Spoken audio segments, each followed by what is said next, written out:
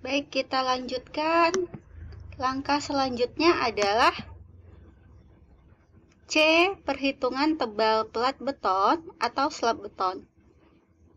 Nah, ini kita dapatkan datanya dari soal dan dari perhitungan sebelumnya. Sumber data beban, ini dari hasil survei di lapangan.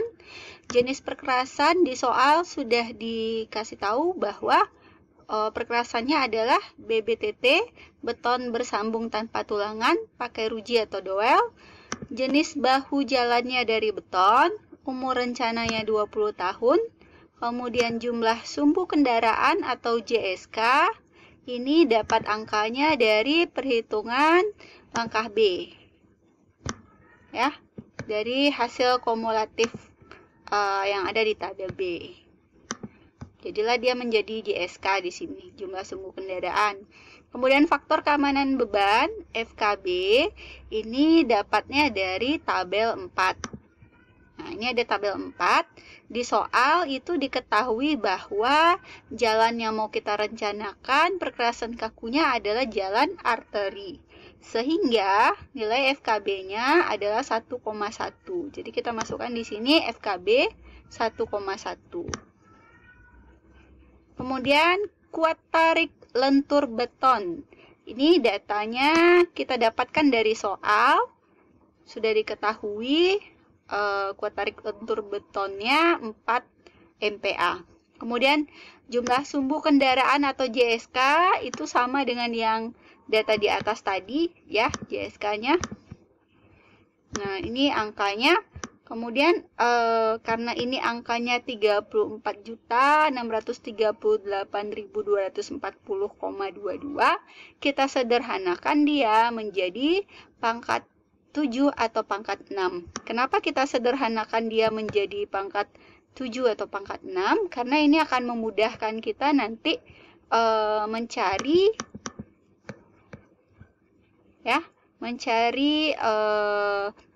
gambar grafiknya. Jadi di sini di grafik itu untuk jumlah repetisi sumbu tersedia 10 pangkat 6, 3 kali 10 pangkat 6, 10 pangkat 7, 3 kali 10 pangkat 7, 10 pangkat 8, kemudian 3 kali 10 pangkat 8. Jadi untuk mudah kita mencari di grafik, kita sederhanakan angkanya yang ini menjadi pangkat 7. Ya, 10 pangkat 7. Sehingga dapatlah 3,46 kali 10 pangkat 7. Kemudian 3,46 ini kita bulatkan saja, dia menjadi 3,5 kali 10 pangkat 7.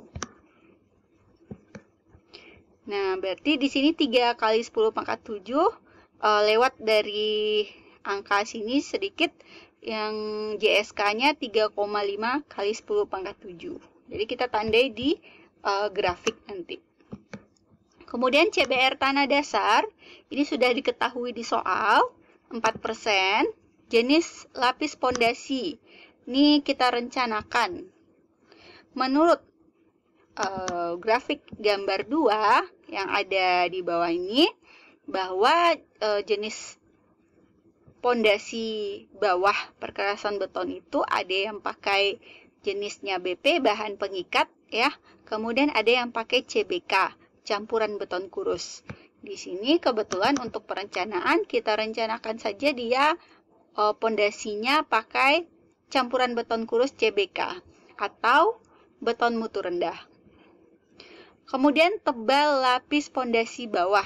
Ini kita dapat dari gambar 2. Jadi tebal lapis pondasi bawahnya kita dapatkan dari gambar 2 ini. Jadi cara mencarinya adalah pertama kita tandai dulu jumlah repetisi sumbu atau JSK-nya. Nah, tadi 3,5 kali 10 pangkat 7. Ya. Kemudian CBR tanah dasar. Nah, dari soal diketahui bahwa CBR tanah dasarnya 4%. Berarti di sini 4 kita tandai. Kemudian kita hubungkan dia dengan garis putus-putus yang warna merah ini sampai nanti dia ketemu dengan jumlah repetisi sumbu yang 3,5 kali 10 pangkat 7. Nah, disinilah nanti pertemuan data antara CBR tanah dasar dengan JSK. Nah, sehingga kesimpulannya adalah dari gambar 2, ternyata yang paling dekat dengan data kita adalah yang ini, pondasinya. Jenis yang 150 mm bahan pengikat BP atau 100 mm CBK campuran beton kurus. Nah, karena tadi kita sudah memutuskan merencanakan pakai CBK, berarti sesuai dengan yang ada di grafik, kita ambil tebal lapis pondasinya 100 mm untuk CBK. Nah, kita masukkan di sini. Tebal lapis pondasi bawah berdasarkan gambar 2 adalah 100 mm untuk CBK. Kemudian kita mau cari CBR efektif menggunakan gambar 3. Ini di bawah gambar 2 ada gambar 3. Nah, data yang akan kita gunakan adalah CBR tanah dasar, kemudian jenis pondasinya apa dipakai, tebal lapis pondasinya, baru nanti di sini kita dapat CBR tanah dasar. Jadi CBR tanah dasarnya tadi di soal sudah diketahui 4%, kita tandai di sini 4.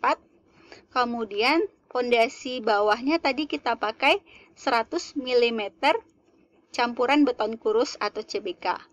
Nah, jadi nanti dari CBR 4 kita tarik garis ke atas sampai dia ketemu dengan yang diagonal 100 mm CBK. Kemudian kita tarik garis ke samping. Ya, sehingga dapatlah CBR tanah dasar efektifnya kira-kira di sini 27. Jadi kita buatkan di sini CBR tanah efektifnya 27%. Di sini juga kita tulis CBR efektif 27% berdasarkan data yang ada di gambar 3. Lanjut, kita mau cari lagi tebal taksiran pelat beton. Nah, ini tebal taksiran pelat beton atau slab betonnya bisa kita cari berdasarkan gambar. Kita tinggal pilih gambar yang sesuai dari gambar 24 sampai gambar 31. Nah, gambarnya ada di bawah. Ini dia gambar 24 sampai gambar 31 untuk grafik perencanaan tebal slab beton atau tebal pelat beton. Ini gambar 24.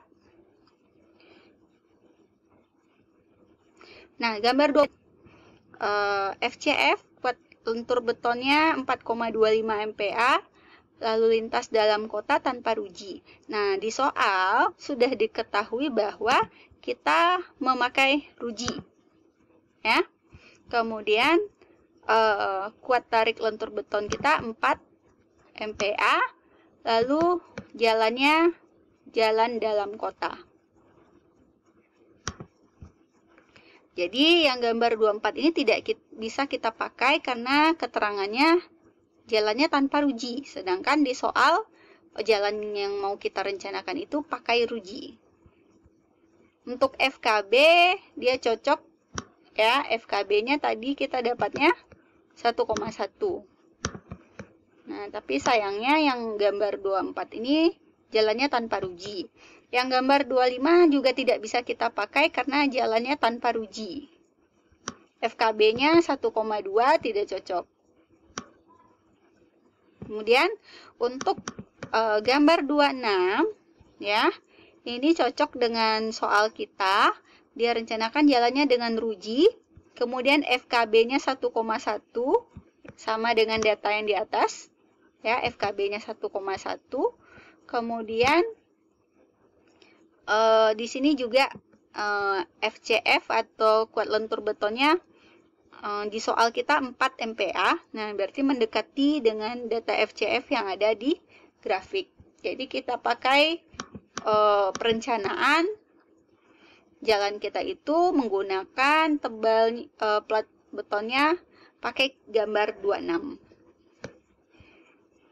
Nah, di sini ada keterangan, ada jalannya tanpa bahu beton, ada dengan bahu beton. Nah, berdasarkan soal, sudah diketahui bahwa jalan kita itu menggunakan bahu beton. Kemudian, ada CBR efektif 5%, ada CBR efektif 15%, ada CBR efektif 35%. Nah, dari data di atas, ya, CBR efektif yang kita pakai adalah 27% berdasarkan gambar 3 tadi. Sehingga CBR efektif 27% itu kesimpulannya adalah dia dekat dengan angkanya dengan CBR efektif 35%. Jadi CBR efektif yang 27% kita dapat dari gambar 3 di atas, dekat angkanya dengan CBR efektif 35% yang ada di gambar 26. Sehingga yang akan kita pakai garis grafiknya adalah garis yang tebal. Nah, ini kelompok sumbu kendaraan niaga, JSK. Tadi sudah kita cari, JSK kita adalah 3,5 kali 10 pangkat 7. Ya. Nah, berarti dia lewat dari 3 kali 10 pangkat 7. Nah, kira-kira di sinilah nanti letaknya. Di garis merah ini 3,5 kali 10 pangkat 7. Kemudian kita tarik garisnya ke atas sampai kena yang garis tebal. Kenapa kita pilih yang diagonalnya ini yang garis tebal? Karena sesuai yang di keterangan di bawah, jalan kita dengan bahu beton. Kemudian CBR efektif, tadi kita dapat 27%. Berarti 27% itu dekat dengan CBR efektif yang 35%. Di sini keterangannya garisnya tebal. Makanya untuk grafik ini kita perhatikan fokus ke garis yang tebal ini. Nah, kemudian dari JSK yang sudah kita tandai tadi 3,5 kali 10 pangkat 7 ya, sampai kena ke garis tebal, ini kita tarik garisnya lurus sampai ke samping sehingga ketemulah nanti tebal slab beton ya, satuannya ini dalam milimeter. Nah, berdasarkan data yang ada di grafik gambar 26 didapatkan hasil tebal slab beton perencanaan kita adalah 170 mm. Nah, ini datanya kita buatkan ya, manual di sini. Jadi tebal taksiran plat beton atau tebal taksiran slab betonnya berdasarkan gambar 26 tadi dapat 170 mm atau 17 cm. Nah, berarti selesai kita mencari yang tebal plat beton atau tebal slab beton.